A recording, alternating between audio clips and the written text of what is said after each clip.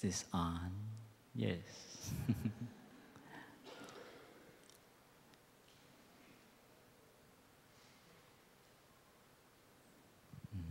Dear Thai, dear noble community, with respect to our teacher and all my elders, being up here is such a pleasure because you get to see the Sangha from this point of view. And it's so lovely. This morning I met two friends and I want to introduce you to them. I met them while I was washing dishes. But I have a really bad memory of names. I think one is Sebastian. Yes? Did I get one right? Sebastian, can you come up? Do you have your little lemon? I forget your brother's name. Griffin, that's right. Like a bird, half lion or something, huh? Can you come up here? Do you have your little lemon, Griffin? Come over here, sit over here. You can sit one right here. Sit down. Oh yeah, and your brother. Wow. Can you share how old are you to the Sangha? Your name? Griffin. Griffin. And how are you? Good. How old are you? 4. 4. Almost 5, right? Yeah, like 6 more months or something like that.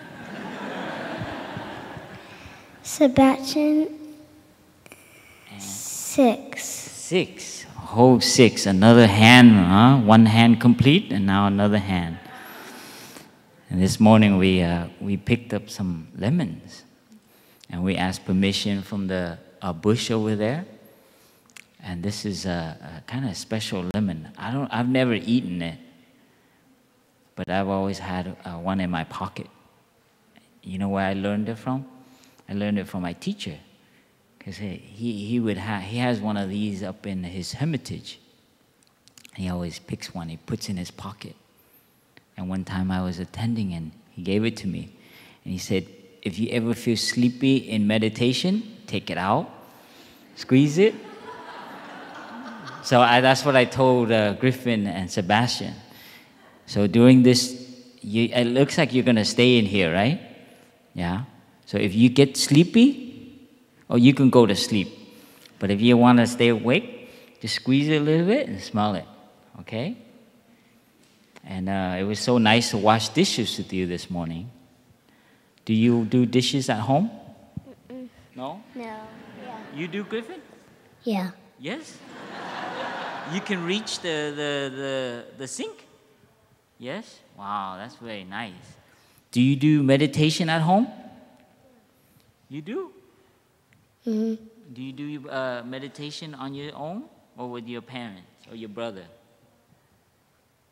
My brother do it for me. Really? Where do you do it at? Meditation? At home. At home? In your room or in the living room? In the living room. In the living room? It's upstairs. It's upstairs? It's upstairs. Oh, what do you guys do in there when you meditate?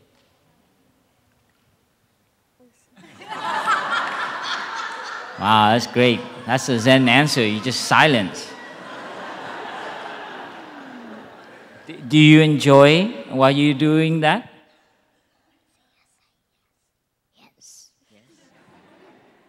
How about your mom and dad? Do they join you? Yes. Yeah? Yeah. And what do they do? They sing songs. Oh, they sing songs. Wow. What songs do they sing to you? I've arrived. I have arrived. I am home.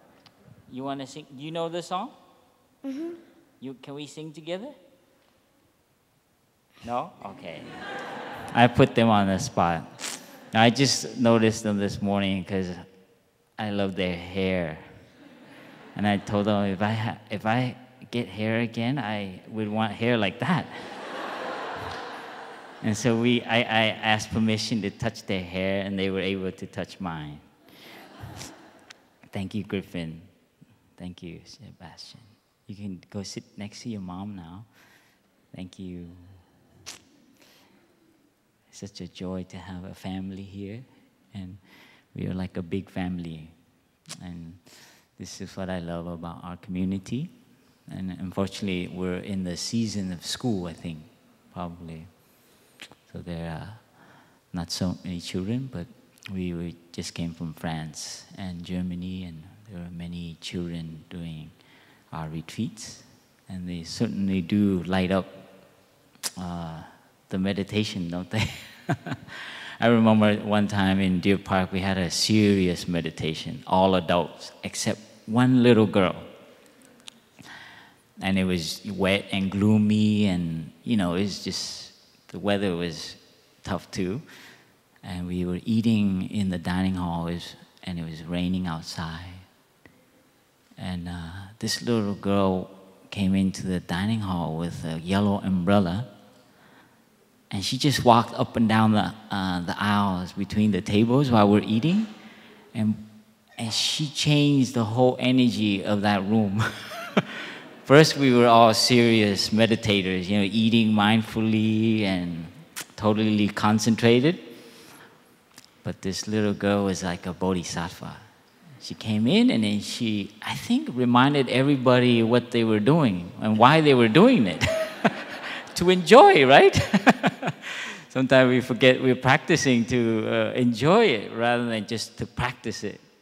And I'll never forget this little girl. She is always in my heart, this little bodhisattva.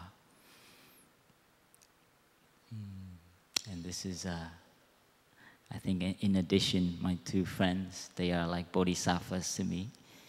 Seeing them wash dishes this morning just reminded how wonderful to be in a community that, is complete, and it's not, somehow it's just so nice to have, the whole spectrum of life. And not just in the meditation hall, but in the bathroom, in the kitchen, in the little corners here and there. And this is what our two young friends, Sebastian and Griffin, reminded me. I was like, wow, that's right. Sometimes we forget why we're doing this, because we're so stuck in our adult, solving my suffering kind of, I'm getting out of this, and we forget that there's more to it than just your suffering. Anyways, just to share that I did some total relaxation before coming up here, because I was a little nervous, because I don't have a backup. Usually, the last time I gave a talk, I had a sister with me, and this retreat is I'm just sitting here, so I don't have a second body. So I was a little nervous, because usually I do the funny humor stuff, and then I have a sister or a brother to back me up with the Dharma. And so I'm kind of, oh boy, what am I going to say, I'm still very young in the practice, and I got to share about the Dharma? And just to let you know that, it's tough up here, because you have to share about your practice, and you can't really, our teacher and our whole community emphasize on the practice more than the concepts, the ideas, and the talking. So that's what's difficult about sitting up here, because whatever I talk about, my brothers and sisters see, well, I don't know about that one. I don't see you doing that. Just to let you know that it's like, whoa, you can't up here and be shoveling out some of that stuff, huh? So they know you, they know how you close the door, how you brush your teeth. So you can't be up here sharing kind of like the Dharma, the Sutra, because it's not going to buy you anywhere. So that's a disclaimer. I always do a disclaimer before I share.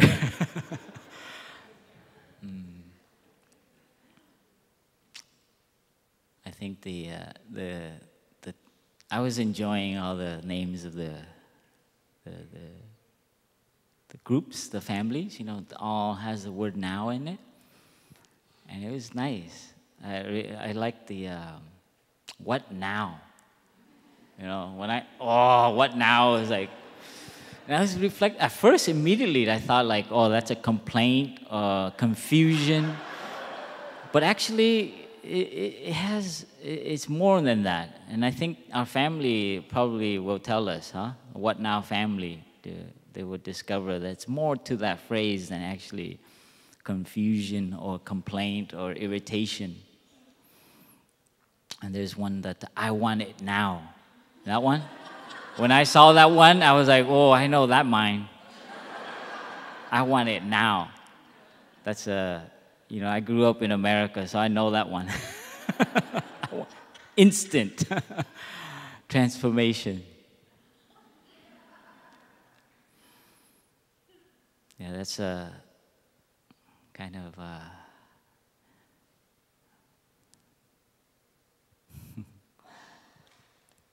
I've been given the two topics to share about, and my sister Tuengi shared very personally and very intimately yesterday about suffering, and we'll continue with the topic of the Four Noble Truths. And I've been asked to share about the cause of suffering. Oh boy, that's a tough one. And also in terms of the exercises and the actual practice of the breathing, to share about the second tetrad, the fourth, no, the fifth, the sixth, and the seventh, the eighth. I guess the second block, which deals with our feelings. So today, those two things, and been reflecting, and actually I had to do total relaxation before coming here, just to let go of, I've never shared about those topics in conjunction like that. So I had to relax and like let go of thinking mind and preparatory mind. You know, these kind of things, you know, like, I know what I'm gonna say, you know. Sometimes I take notes and I try to forget it and let it flow. Those two topics are very linked to my own journey into the practice, the cause of suffering and the feelings and things that go with that. Before that, I just want to share that I came to Thai and to this practice because I saw a lot Thai emphasize on the practice element and the experiential element. Less academic, less study, like Thai would share. It's not we didn't come here to study Buddhism, but we're here to practice, and that's what attracted me to it. And it's not a religious kind of practice, but a very practical, a very useful, very, I want to use the word therapeutic, like it heals, and you should feel some relief while you practice. And for me, that's how I first tasted the teaching that my teacher shared. And it was simply based on breathing. I remember not having read any books on meditation, all the books on now they have on mindfulness, but just hearing, going to a retreat and coming home and just folding my legs, and it was painful, and just sitting there and just breathing. No, I didn't read anything about it yet. I just learned it from the retreat and came home and started breathing, and just that. Wow, found rest, found stopping, found quiet, found stillness. These kind of things that growing up in Los Angeles, they were like another planet. These kind of feelings, So sitting there and just being still is a kind of new thing, because you're so, I was one of those that, in the weekends you have something to do. Friday nights, if you're at home, you're a loser. So I grew up in a culture with my friends and stuff where you just got to be busy. You know, you got to have a social life. Remember that one? You got to have a book full of phone numbers to call, and you know, there's this drive to kind of like always be in. I recently saw at the supermarket 2 women, and one of them said to the other, yes, yes, email me, email me. It reminded me, you know, times like, I'll call you, I'll call you. You know, they met each other at the supermarket, but instead of like saying hello and like really being present, it's like, email me. But I used to do that. Call me, call me. I'll catch up, we'll catch up. Just to let you know that's what we grew up with. So sitting still is, and not having, you know, a need to connect is at first it's hard. So this is my door into the Dharma, and it's like, wow, there's a lot of stuff here. And that's when I stepped onto the path and discovering about how my mind works and how much I cause suffering to myself and to my father, to my mother, to my family. Yeah, you don't know. You know, you live as a young person just going door to door, right? Car, garage, kitchen, your room. And then you just, hi mom, hi dad. But the breathing, the sitting still, I began to see a little bit of the things that I do to myself in terms of my thinking, my speech, my action.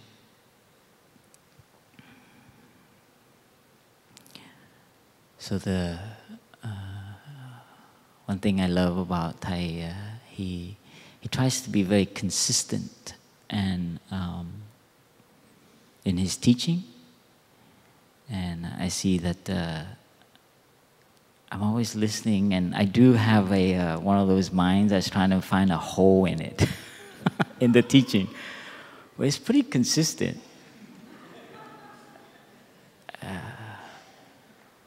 One thing that I suffered, challenged me the most was peace in oneself, peace in the other. That was a hard one when I found out that one, and I was like, no, this can't be always right. You know, there's a part of you that's like, no.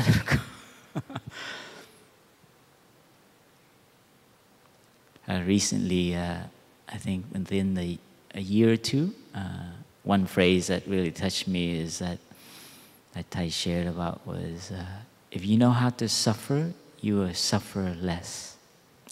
Some of you have heard that. And that's been kind of like the new koan for me. And my sister yesterday had shared a lot about that, being present to our suffering. And the second truth is to find out the cause. And when we sit, we have a chance to look at these causes. We don't need to look at the news or the internet to find out the cause of suffering. Although we've been trained to do that, we see suffering on the screen a lot, on the news. But in the practice, we sit, and then there's areas where you can look at to see suffering and its cause. First, like my sister shared, is the body. Use the body to look. Come back to your body. Look at what you're doing to your body as the first, they call the first area, first realm, first foundation to contemplate on. You're uneasy, you're always running. You can't sit still. Where does that come from? We have to look at that. So the area of the body is one area of being mindful and looking deeply at.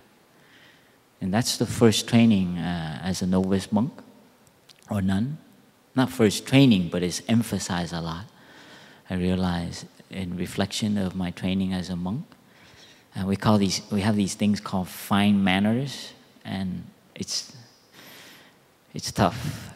When I first learned about fine manners, like you have to sit a certain way, you have to walk a certain way, you can't have your hands behind your back, and you have to wear your hat. I used to just throw my hat on my head, and my brother keeps reminding me, if you're gonna wear a hat, wear it, or else put it away. Come on. It's a real challenge. Being aware of your body and the actions of it, how to open the door, that was a tough one for me. Because Thai would share it. Remember a very classic story Thai shared about his teacher, and how Thai would leave the room to go get something for the teacher. He's so anxious to get it for the teacher that he slams the door or something. And the teacher said, "Come back here. Would you do that again? And please don't disturb the energy." And this, for me, was a hard one, closing and opening the door. Because, I used to kick it. When I leave the house, or I come in the house, it's like not even closing the door. Come on, I'm not going to waste my hand on that. That's what I grew up with. So now you want me to hold the knob and close it and turn it and not make noise? Oh. So that was a real challenge. And my roommates knew.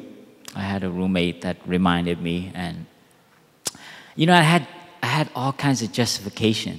And that was the hard thing about training the body, is that the mind, I can come up with a lot of reasons why I did it. And I can explain my way out of it, So I was very stubborn as a novice. Actually, my brother and sister didn't know, but most of it was internal. Why do I have to invite the bell 3 times? Come on, We got no time for this. So I have a lot of gratitude that I'm still sitting here. Because my brothers and sister, and my sister Doang Im is here. She's one of my oldest sister that was in the hamlet when I first came to Plum Village. And she taught me Vietnamese, and she was very patient with me. I remember washing dishes with her one time, and just a lot of images of these elder sisters and elder brothers really, I didn't know then, but they were really patient with me. In reflection now, how much they had to put up with my stubbornness. And so I just want to, express my gratitude for them, that I'm very lucky to be here, still here, and loving the practice, loving the community.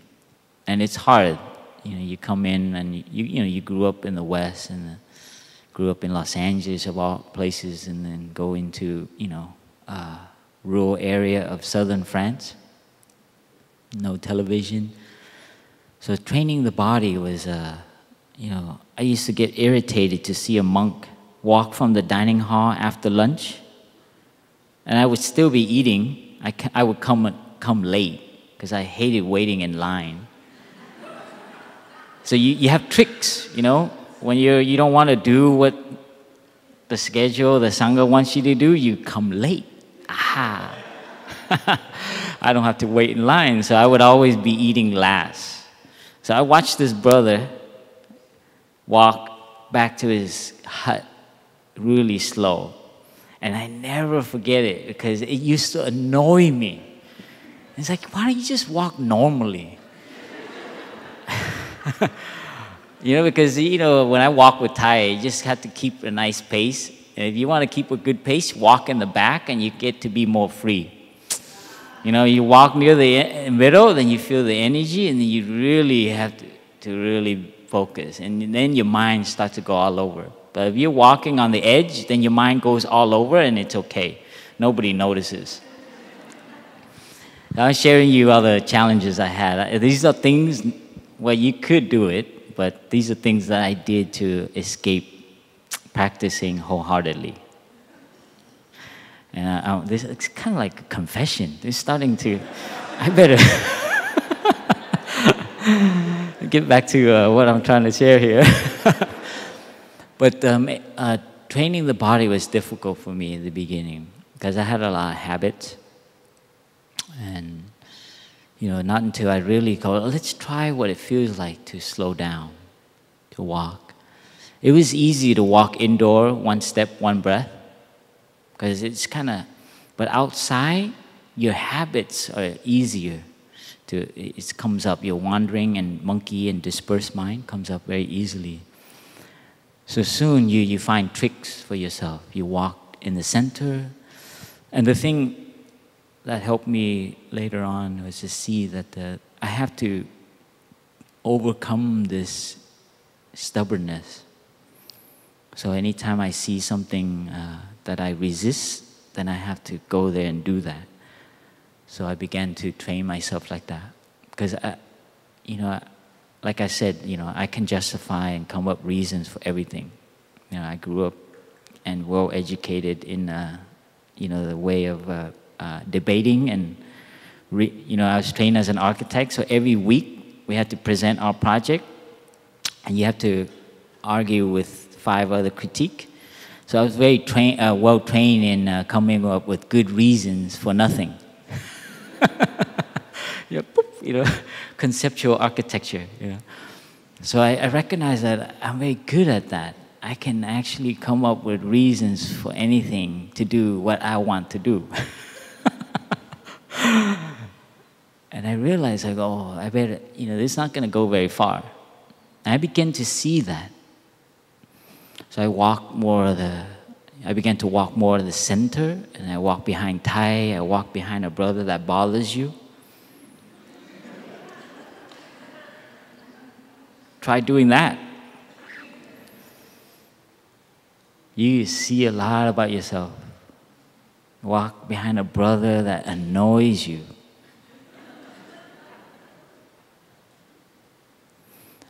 And soon you train like that. And your body begins to something.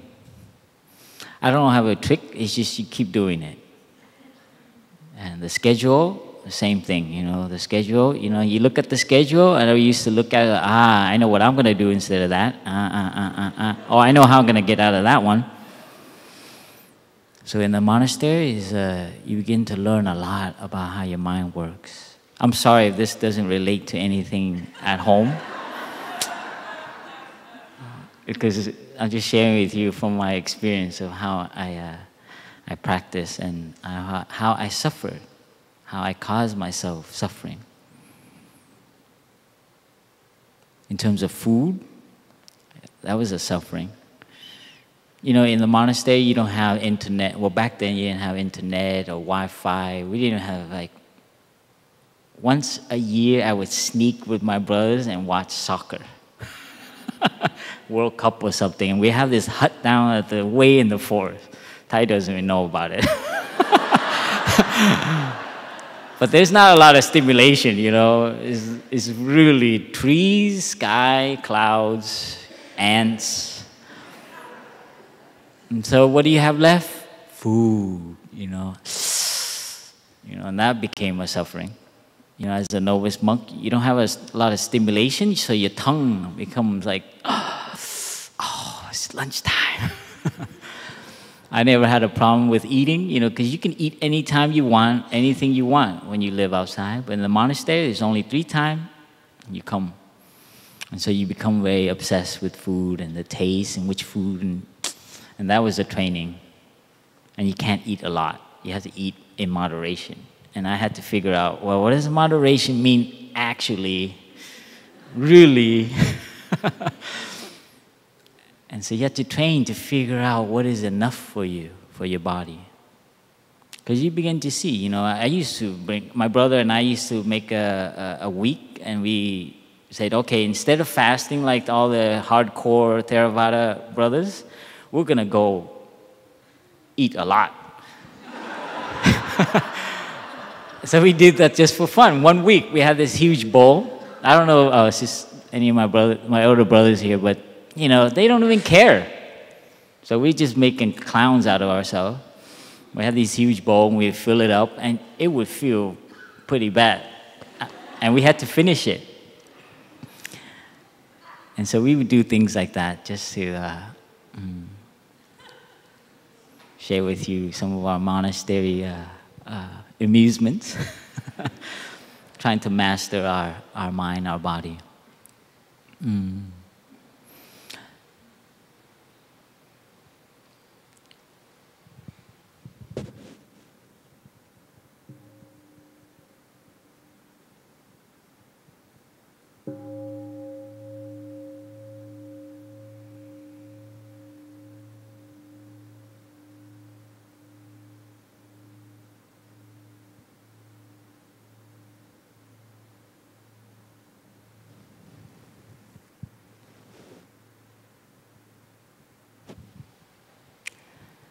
So I guess those things, the stories I tell you, fall in the category learning how to suffer.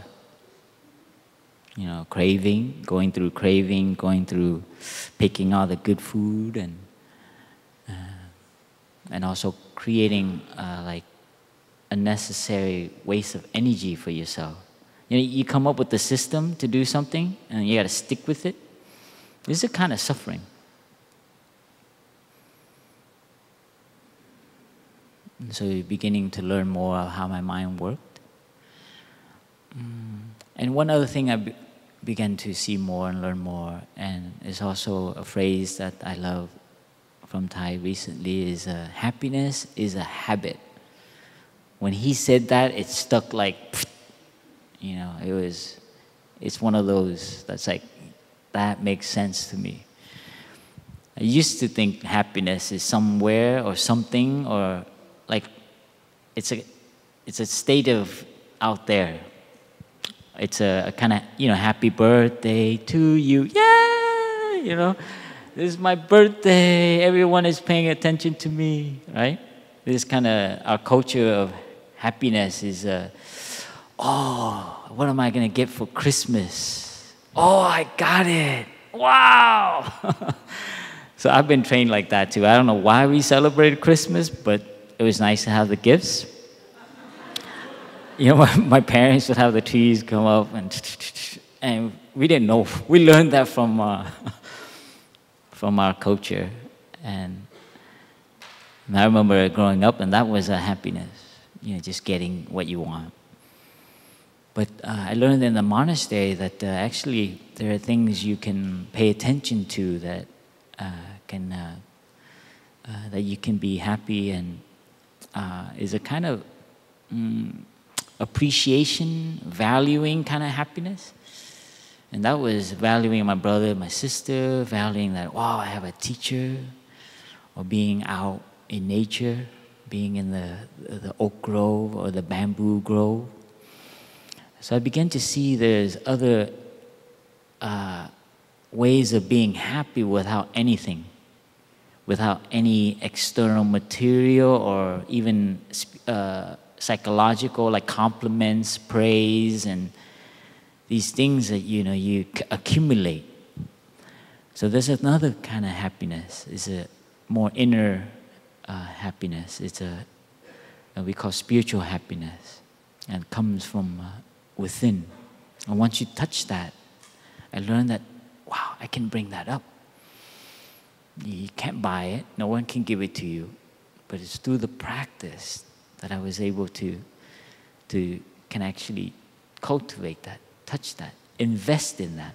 I used to say, like, it's like now I used to have a bank account, and I used to look at, you know, at the end of the week or a month or something, and you look to see how much your savings going up. You still do that? Yeah? I used to do that. You know, I was only 3 years out working, and I had a lot of friends who were already investing for their retirement. Can you believe that? They wanted me to go in a pool with them to invest for our retirement. And we were like just barely 4 years out of college. But we used to look at our bank account and see, oh, how much in checking? Oh, wow. this week, you know, you go to ATM. In spiritual practice, we have a bank account.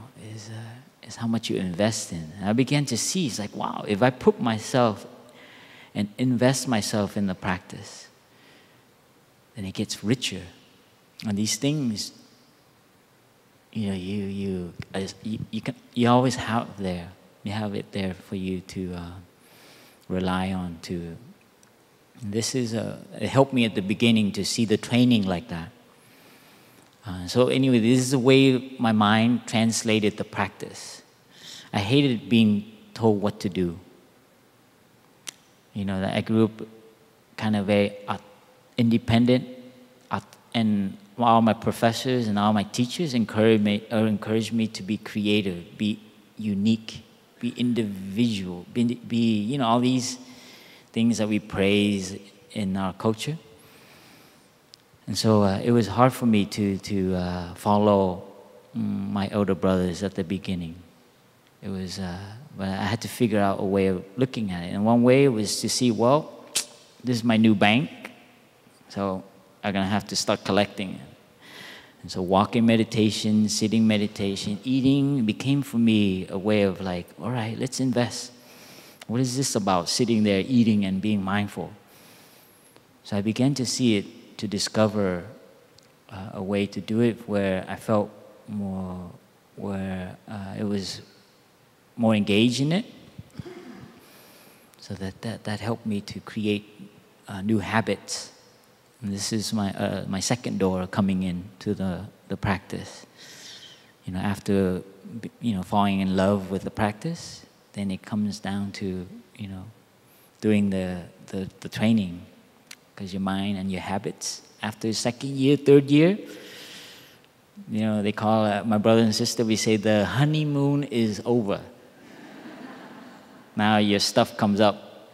You stay in the community, you come in, and then after second, third year, your habit starts to kick in again. And, this is where I started having reasons to do what I want really easily. Even working.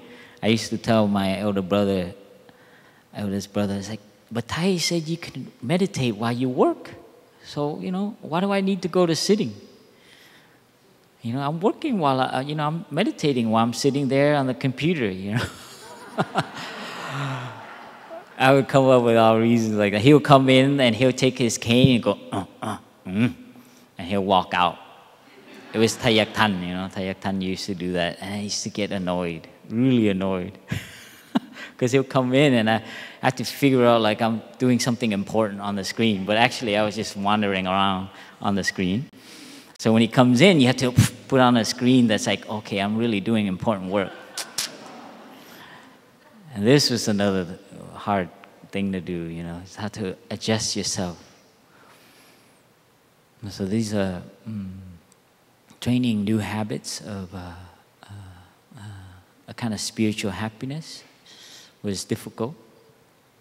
Learning how to be with my suffering, my justifying mind, always very quick and can get out of anything mind. That's a suffering. I remember in meetings, I would always be the one with the coolest thing to say. Like, like not the wisest, kind of like it's like, I know what to say. And, I would be the one to say it. And you feel, yeah, see? That's a mind. That is a killer mind. That will get you. It got me, especially around construction or planning or about how the hamlet should be. And so my roommate, Phap Dung, knew it, and he knew that kind of mind. And so when he saw me thinking about it and ready to share, he'll go like that. I shared this before, but it was such a training for me. That means I cannot share anything in that meeting. Yeah, and if anything to do with videoing, because that was his realm, he did all the videoing, then if I caught him, I go like this. That means he cannot share. So that's the kind of training you get. I mean, in a way, we're very lucky to have that kind of training. Because sometimes you train on yourself, you really don't know the traps you're setting for yourself. So to have a community, to have spiritual friends, Dharma friends, they help you see your mind.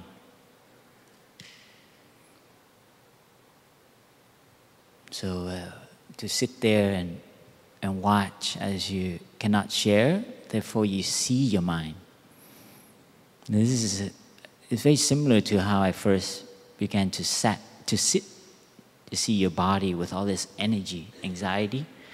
You know, sitting in the middle of Los Angeles with the collective energy and hearing the cars and the freeways move by, sitting there still is pretty tough.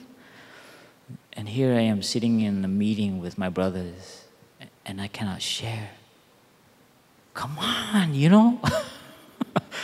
But I'm right.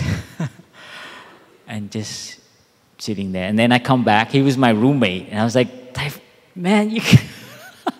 And we would like let out on each other in the room. So I am grateful to my brother for training me to see my righteous mind. So these are areas of training that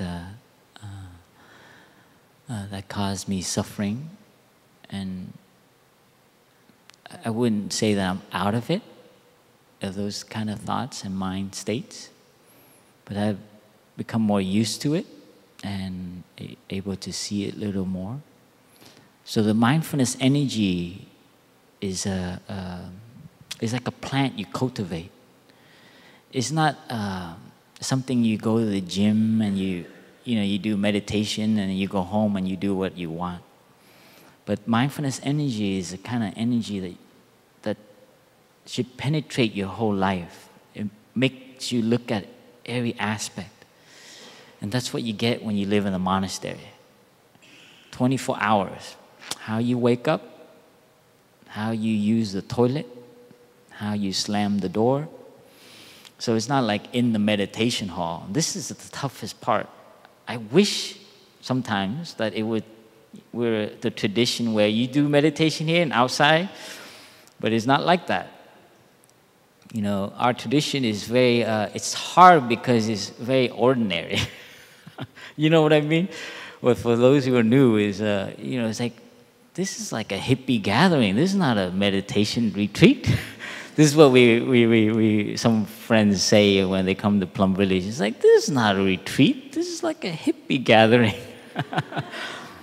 Because, you don't know, You don't really know if a person is practicing or not. It looks like they're practicing, but they're not. It looks like they're walking mindfully, but they're not. They look like they're not practicing, but they are. That's the hard part about this practice. You don't get deceived by your eyes. So when we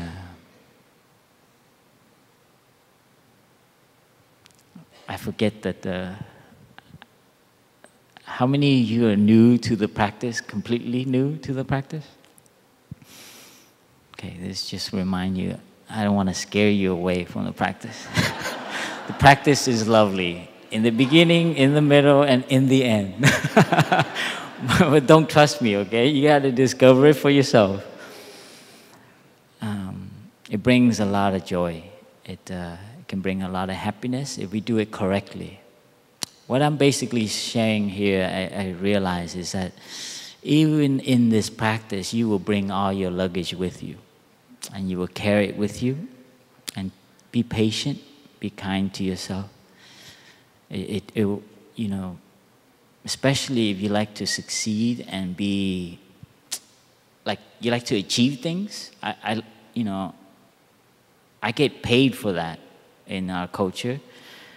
I was praised for that in my culture, in my education. So there's no way am I going to get rid of it in a year, 10 years, 20 years. So those things come in with you as you practice. It's like, look at me, I'm meditating.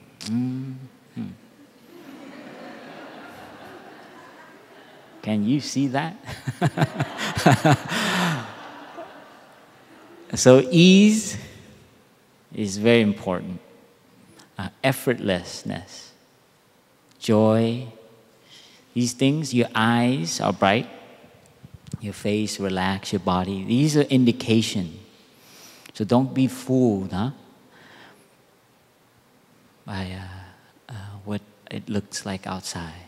Someone who might be confident and actually very active, engaged, and really building Sangha, actually, they will meet their challenge as well. Just as you, where you are, will meet your, things you need to face. But learn how to be with it. And that's what one gift I learned from Thai. So much compassion to give the image of a mother and a child. And that really touched home for me. Because my mother, in a way, raised our family almost single-handedly with a little of my father's help. So that image really resonated with me, to embrace to be with your suffering like a mother and a child. And the image of the mother taking care of herself is also important. So it's not here sacrificing, but when the mother is able to take care of herself, have time for herself, to really, be at ease while she does things, then the distinction between mother and child no longer exists. But only because the way the mother is approaching the attitude, so there's not a lot of space in the mother, and therefore the distinction happens. And this, I learned, I touched it from reflecting on my mother, how selfless she was, how, there wasn't a separation between her and her taking care of us. And this is a way of looking at our suffering. And for me, that still holds true now when I when I have things come up. You either do lying meditation, or I take a walk, or I find time for solitude and be there. Sometimes I even do the pose of putting my arms around my chest area and just breathing. So this is a very important element of our practice, to be gentle, to be kind, to be compassionate to ourselves.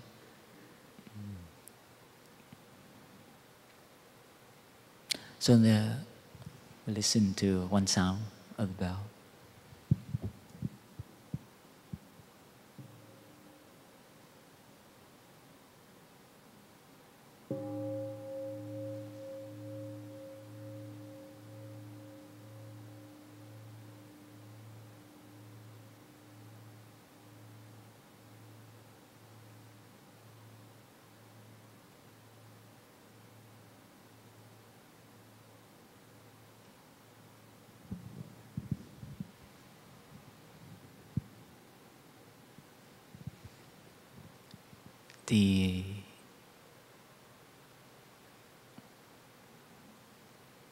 The second section of the exercise and the 16 exercises deal with our feelings. And I think my sister, you remember on the left side of the board, is taking care and experiencing joy, cultivating happiness is the next one. And the third one of that tetrad is taking care of our painful feeling. Or she put it as experiencing mental formation. But here, mental formation here is our feelings. Feelings is a kind of mental formation. And I even put in the word painful, because it sort of makes sense. You take care of you recognize the joy and the happiness, cultivating that element. Because you cannot take care of your pain and your suffering while you're suffering. It's like a sick doctor taking care of a sick person. That's a beautiful image. The doctor needs to be really focused, really needs to be well, needs to be healthy for the doctor to help. So in a way, our mind is like that. You know, for us to be with our suffering, to learn how to suffer, we also need to have to balance a little bit. So it's very practical of our root teacher, Shakya Muni, to share it like that. For me, it makes sense. It makes sense in my own practice. When it's overwhelming, then I have to go, and I know I have to go back to nature. I have to go back to my brothers. I have to go right into the heart of my Sangha. That means I don't miss anything. I go to the schedule. I go back into that. In fact, a lot of that is because I distinguish myself. The root of a lot of our suffering is we distinguish ourselves. We make ourselves special. We specialize in something, and then we stick out. And then a lot of things happen because of that. That's what my own training. So when that happens and I don't have enough space, I go back. I cultivate joy, happiness, peace. Create more space for myself. This is a real big insight for me. Is like I have to always come back to the Sangha. Go in the Sangha. The heart of where they live, right? The heart of the schedule in the monastery. Don't skip. You skip, you sit in your bed, you're just chewing your suffering. Keep going back. And for me, that was a real a breakthrough for me to really balance out. So cultivating joy, cultivating happiness. And Thai shared what the Buddha shared. There's very, very specific too. The way you cultivate is you let go. Why? You hear let go a lot, right?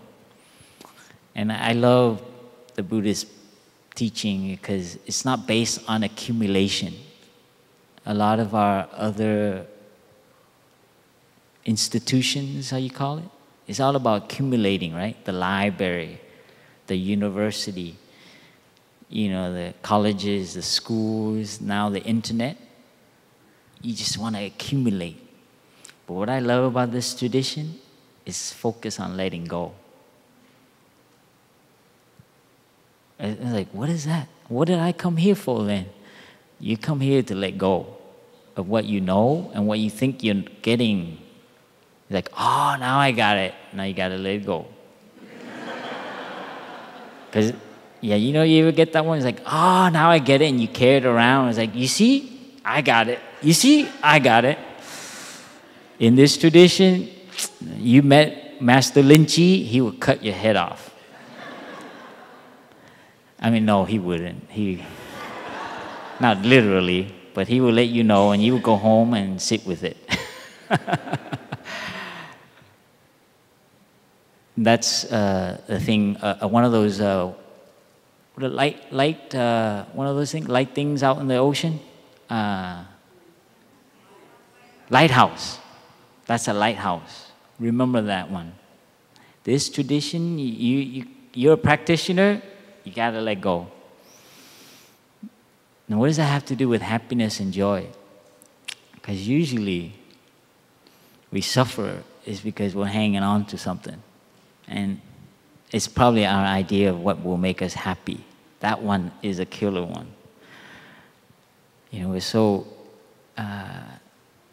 what's the word, inundated? You're so brainwashed to think that only if I get that will I be happy. It's so in our blood, our culture, our collective whole society is based on that. In fact, they feed us every day with media about that. You won't be happy until you look like that. You won't be happy until you get that. You won't be happy until you get that office right down there in the corner. That one with all the windows. Or that project You won't be somebody until you have that project. You got to have a business card. I've been to a thing and they asked me for a business card. Everyone asks you for a business card. You got a card? You know, one of these conferences? They go there and they're just exchanging business cards. So letting go of ideas of happiness, letting go of this idea about this other person, your father, your mother. In sign language, I learned is pretty cool. I don't know if it's correct, but I was watching the sign person. It goes. I hope that's correct. But visually, it's beautiful. Because in between there's nothing. It's like not even a spider web. So letting go, that's the space that you create for yourself. Once you let go of that idea. So sit, breathe, let it go. What is this? What is the root? Why do I want this? Or why did I say that? Or hearing that, why did I get irritated so much? You go to the root of it, the cause. It usually is because it touches your own identity, your own kind of like, you have an idea about yourself, and you usually suffer because somebody touched it. Especially if it's you've been building it, you know. This is who I am, and this is what I believe, and this is what is right. And somebody's gonna come along and say something different. And this living in community, you're tested with this. And that was a challenge for me, and still remains a challenge for my practice. And it's good. I'm learning how to suffer. And I see that somewhat I'm suffering less. But more than that, actually, I have brothers and sisters to suffer with. So it makes it more joyful.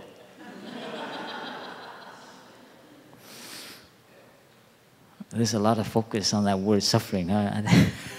Thai try to remove a lot of that and focus on happiness, and while we're bringing suffering back.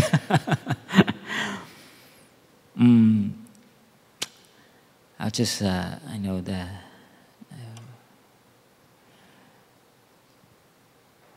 when I go to retreats, I ask people, how are you feeling?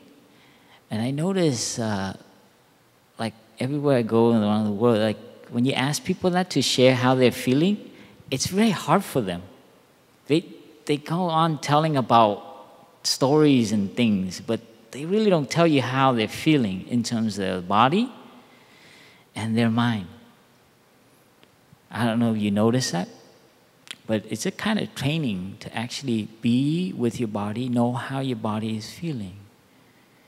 And to be with your mind, to know how it's, what state it's in. Try going for one day.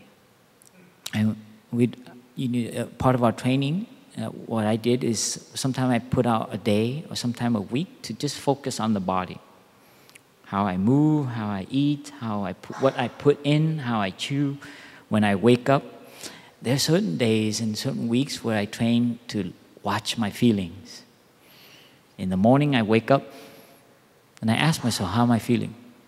During the day, I ask myself. While I work, I ask myself, how am I feeling? So you spend a whole day contemplating your feelings. Is this pleasant? Am I feeling pleasant? Why is it pleasant? There's something unpleasant. Why am I feeling unpleasant? Feeling neutral, feeling bored. There's nothing. Recently in Plum Village, a retreatant shared that the second day, his mother brought him.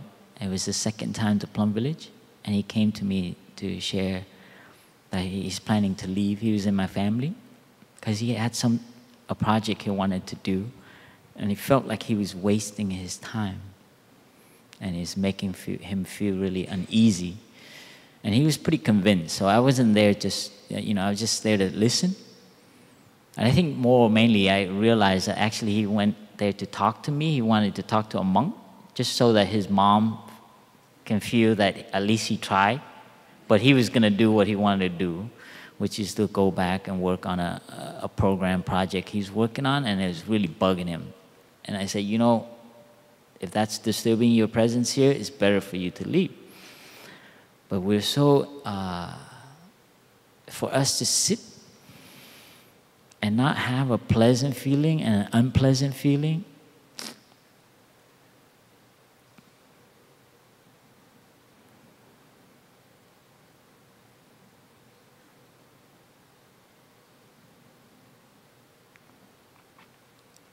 actually it becomes quite pleasant.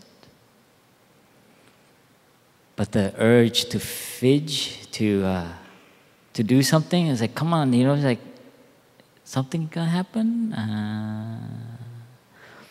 That's a state of mind that's very interesting. Try sitting with that one. It's not really boredom, because boredom has a little bit unpleasantness to it.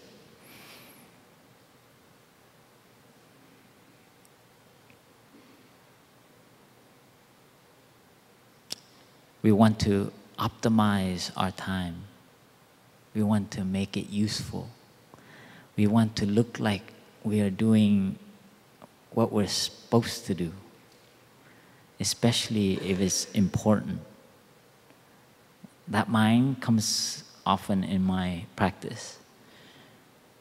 It's like, no, I'm not gonna do that, regular stuff. This is more important. I'm organizing. This is important. I'm part of the so-and-so team. I sit there in front of the screen, it's like, yeah, see, this is an important thing to do. That mind, I volunteer myself to get out of that and go and work with my brother, just building a little wall with a bunch of rocks, just for the day, because I recognize, like, I think my work is more important. Why? I make it look to others that is more important. That training was very difficult for me to let go of.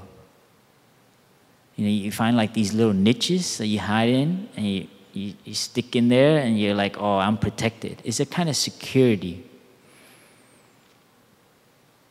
so that you won't be judged. So this is a kind of, it's unpleasant actually to be exposed. Kind of like, I'm vulnerable. I'm weak. I still have a lot to learn.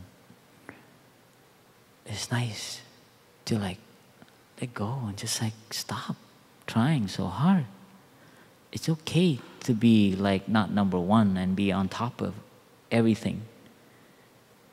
You don't need to apologize. I remember many times sitting in the forest and having that state of mind of acceptance. The mother taking care of her child, saying, stop trying so hard. I got sick for trying too hard to be mindful 24 hours. I really had that intention to be mindful 24 hours. And you talk about suffering. You should give it a try. It will make your liver so hard, they're going to think you have a new kind of cancer. They couldn't figure out what it was. And I told them, don't worry, I know what it is. They gave me all kinds of medicine, and I said, I'm not going to drink any of it, because I knew what it was. This is my culture. This is my Los Angeles upbringing. So being with the unpleasant feeling, being with the neutral, wow, it became very pleasant, because I was able to stop and be with it, embrace it with my breathing, sitting there and asking a tree. I was like, what do you want to be, tree? I remember I took refuge in this tree in Upper Hamlet. And I still can see the tree, you know. The tree smiles at you. It's like, it's okay. It's okay. And I remember looking up and I actually hallucinated even. I saw faces in the bark. And I thought that the actual leaves were like, you know, waving at me. And you know, you smile, you're like, oh, thank you, you know. Thank you for understanding me, you know. That's like in the heart of the deep suffering. And you smile to it, you know, with tears, you know. And it's beautiful. It's nice once you're able to be with these kind of unpleasant feelings. Kind of like expectations and things, to be with that and call it. I was hiding a lot from it before.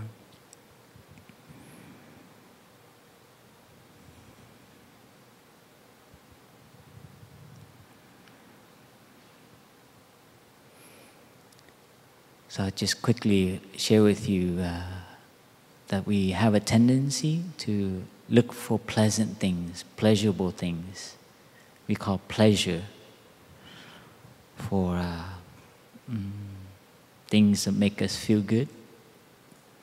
And we tend to run away from those things that cause us unpleasantness, suffering. Recognize that. I'm not telling you what to do, but recognize that. We have a tendency to run away from suffering and to just seek things that satisfy ourself, our ego, this is my birthday. How come nobody remembers? We train like that. How come nobody remembers my birthday? It's on Facebook everywhere. Come on. That's a suffering. Because now everyone knows, now you expect them to remember. Suffering. So don't build yourself the happiness based on that. This is the root of it. I'm sorry for those who just come to the practice. And we also tend to ignore the danger of things that are pleasant, the pleasurable things. There's a hook, like my brother. Remember that hook. Things that make you feel good. And, you know, neurologically, there's beginning to find there's a relationship physiologically as well. There's a chemical that's linked to the addiction. Most of the addiction is based on this craving and getting more and more and more, and it sucks you in. So remember that. These are things. It's hard to just use that as a kind of indication. It's like, oh, okay, I don't want to look at it. So we want to also we ignore the goodness of suffering. I think my sister shared with you that the child is crying for a reason. And if you can be with the child, you'll have insight on why it's crying. And that is a great start. Don't run away. And I like the last one because it's kind of open. And it's like we tend to be immoderate. There's a lot of good food, a lot of tofu, and we get a lot of tofu. And as a novice monk, you have to train yourself to eat in moderation. And that means for me at least, you have to find out for yourself what that means. For me, what that meant was actually taking a little bit less than that. I got enough. It's just exactly what I wanted. You know that feeling? I got 10 t-shirts. I was not satisfied with one. I want 10. This mind is the moderation mind, it's like, I used to think, oh, why be moderate? You know, it's like, just get enough so that you're satisfied, so you feel good, you know? We had to keep our rooms neat and simple. Don't over-decorate it. One of our fine manners, like, you know, we don't hang, you know, things up and make it beautiful, and the bed is like, you know, we overdo something, and you feel, yeah, this is my bed. And I always wonder why. And I watch brothers that do that, and I wonder what and there's a kind of suffering to that, because you got to keep it like that. So in moderation, for me, what it meant was actually getting a little bit less than what you're satisfied with. It's very strange, and each one of us will have to discover what that is. You know that one, oh, that new phone is out. I just bought this a year ago. What do I do? That one. I haven't had that, but I imagine it's tough. Because the advertisements are so good nowadays. That iPad is out. But you know, it could be other things. It could be the spiritual thing too, you know. It's like, oh, that retreat. It could even be a spiritual thing, unfortunately. That greed. And each one of us have to figure out for ourselves what it is, that little borderline where we've just crossed it. You know, I was fine with that one t-shirt. I was happy with it until you gave me another t-shirt. I don't know, you know what that means, but for me, I had that problem. I was fine with my shoes, with, you know, little, you know, broken thing like that, until someone gave me a brand new shoe, the latest model. And then I look at my old shoes, and I say, geez. And you give it to another brother. That's how I dealt with it. Because it's actually, there's something related to happiness, to actually wearing your shoe to the very end. It's a kind of extreme, sorry, if it doesn't fit your practice. You have to find, that's why I say this with disclaimer, you know, you have to figure out for yourself. Huh? For me, I saw that relation to my happiness. That the more I began to collect things, then the more my happiness diminishes. I no longer value that t-shirt and the t-shirts as much as I did when I only had 1 or 2 t-shirts. And this is just a material example. Wait until you look at the psychological example. But we won't get into that. I think my sister, I'll leave that to my sister. She will talk about more in depth about some of the psychological. Well, that take more time, but there's other things that we hang on to in moderation psychologically. Getting what we want, you know, right. America is, what is up there? Equality, justice, what else? There's all these good things to fight for, causes. I mean, I grew up in California. I had friends who went to Berkeley, and I was, in a way, brainwashed a lot. I mean, it's nice to have a cause. I'm not putting it down. And to have aspiration. But I remember the thing that made me suffer is being right. That one really got me the most. So being moderate about being right, that's really hard. That means in the meeting, just keep your mouth shut. I tell myself, I really just shut your mouth and breathe. You don't have to always be the one right. And I go through an hour, 2-hour meeting, and I learn a lot about myself. I mean, you don't have to do this. It's kind of like, what is it? Hard on yourself. What's the word they use sometimes? Ascetic practice? It's something like that. It's sort of ascetic practice, so I don't encourage it, but I had to do that to tie my, to like kind of master my own monkey and elephant mind. I was very stubborn. I was very rebellious. So I had to, for myself, create ways to learn, like what I did when I first came into the practice. Begin to see more how my mind works. Because some things move under us from our ancestors that we don't see. Something move underneath us from our culture that we don't know, that we don't see. And that's why living in the Sangha, that's why I keep coming back to the Sangha. Because you know, I see things in you that you don't see. Because all my brothers, we see it. And one day we're going to tell you, but we won't tell you.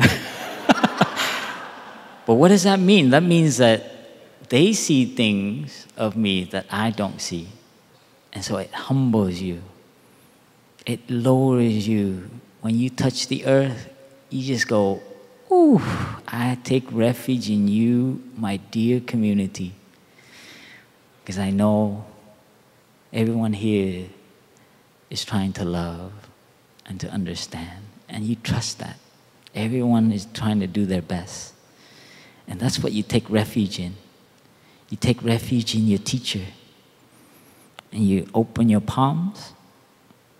Because they're going to tell you something, hopefully with loving speech, one day that will help you wake up. Kind of like, I've been doing that. I'm so sorry. I'm really sorry. Did I do that? And that moment is a real connection, real brotherhood, real sisterhood. And this is what we live off of, like our spiritual. And it takes a lot of, how do you do that when you take the thing off an onion? Peeling of pride. Pride. I'll leave that another pride. A lot of peeling of pride. That one is a hard one. It's one of the big ones in the training. To shed our pride, shed our ego, to humble ourselves, and we really take refuge. And each one of us will know what that means to take refuge, to let go. And let ourselves go to the practice, to the ancestor, to the community, if you belong to one. So this is with gratitude to my brothers and sisters for sticking on the path. When I say brothers and sisters, I include the Fourfold Sangha for you being here and showing up and practicing. Because we need each other. The collective energy could be difficult outside. And so we need to be a beacon, like Brother Joe sang. Be a light wherever we are. And don't be just one light. Build a plate full, a house full of light. A room full, a region full of light. And this is Thai's vision. We don't need to go and we need just to build this kind of consciousness. And collectively we can slowly. And Thai mentioned about how, smoking was slowly diminished from, airplanes and restaurants. So it's possible. Even in the heat of where we're at in terms of a planet. So I encourage you to build a Sangha, build a community, and really wholeheartedly take refuge in the practice. Do it. Even if you're just trying it out and you don't have instruction, do it. And find friends and come together. And I think Thai was the last thing he was messing with. Just my own intuition, was synchronizing our breath. He was teaching the monks and nuns how to actually breathe together on the in-breath and together on the out-breath, using music. And Sister Tai Ngim, she reminded me, she's sitting here, and she was playing the violin, and Tai was asking us to synchronize our breath. And that still kind of is triggering me a little bit back there, contemplating, kind of, why is he exploring that? And I think some of you who are studying neurology and so on, I think he's onto something, collective consciousness. And I think just share that with you out there as you build Sangha, as you build the collective beat. This is our way out. If we come together and we send out very similar consciousness. I just want to throw that out there for you. For some of you who are interested in that, please help Thai build this this synchronizing of, you imagine around the planet? I'm looking forward to it. I hope I can be around when things like that happen.